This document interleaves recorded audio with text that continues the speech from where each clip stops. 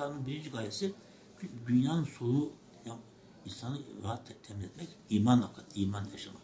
İnşallah Hristiyanlar da çok, Hristiyanlar hatta Müslüman olması, böyle çoğu insan kabul etmesi, hatta geçmişte Bismarck var, çok böyle büyük, bunların muharirleri, şairleri, şeyleri değil mi? İleri gelenleri, Alman'dan var, bazı diğerlerden.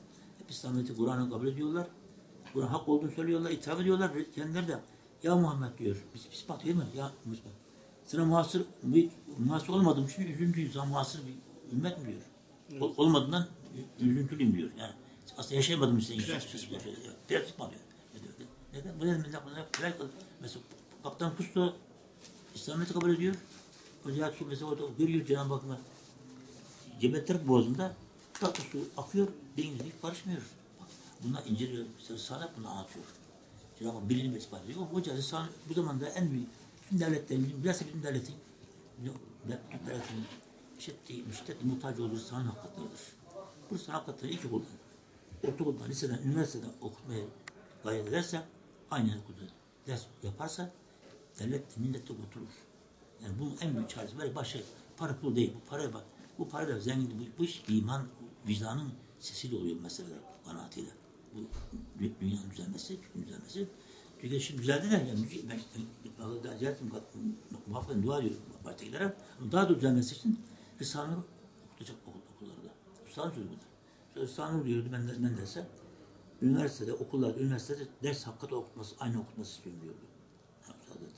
Şu Risale okununca o da okuyan tabii Menderes'den yaptı işte bir imansızca yanır.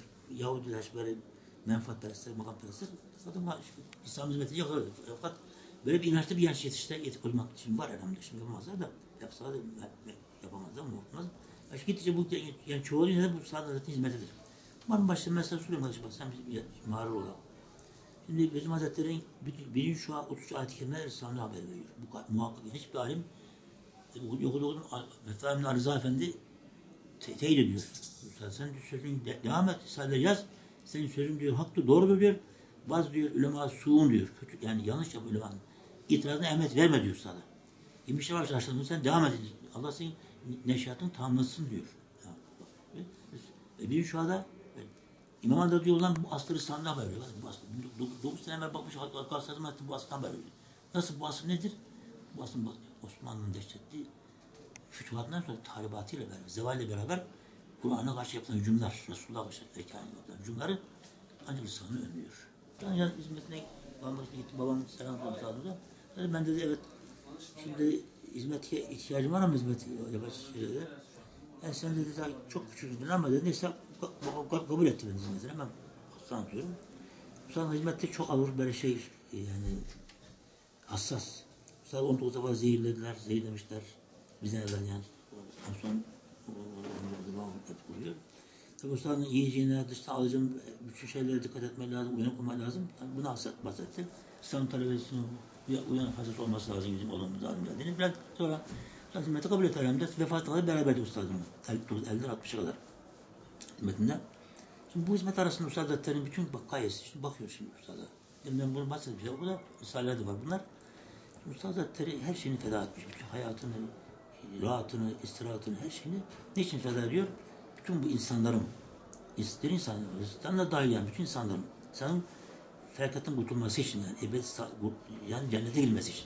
Şu bakımdan nasıl şahıs, Ustad'ın şahsı çok Ustad bağlı, Ustad değil mi? Şimdi Ustad'dan sonra mesela bizim şahsı bağlılığımız yok. Neden? Bizim bağlılığımız şahıs, bizim Hazretleri asılların beklediği zat. Çünkü asırlardan sonra bütün bekleyen zatı Ustad Hazretleri olduğunu müeyyit yani. Bunu şimdi burada anlatmak, delillerini anlatabilirim yani. Bu asrın manevi kullananlar olduğunu. Risale-i Nur'da Ustad'ın eseri olarak bu asrın en büyük bir yaralarına karşı ilaç, en mücerreb tecrübe edilmiş ilaç ve en muhkem temelleri olan bir esasat-ı İslamiye'yi, Kur'an'ı neşreden bir eser olduğu için Risale-i Nur bu cihette biz Risale-i Nur'a ustadın mahiyetini bilmek istemişiz bizim. Nasıl bir zattır? Bu bütün dünyanın bu dehşet, Anadolu muhteşet fırtınası, bataklığından nasıl kurtardı milleti? Evet, Ustad kurtardı. Hiç öyle dünya işte bunu matematik ispat etmeye hazırız yani. Ustad zaten şu yine gelmesinde Ustad zaten bu markayı kurtardığını %100, %2000 müvetle. Üstad ters oldu meydanda. Bunu ispat ederiz. Kim gelsin karşımıza merkezde. Onun için biz İslamlara ustada bağlı. Diğer şahıslar hürmetimiz mesela içimizde çok babiller, büyük zatlar var olabilir. Bunu hürmet ederiz, dua ederiz, duasını bekleriz. Bizim mesleğimizde ustadı şahsı bağlı. Ustad bize öyle diyor.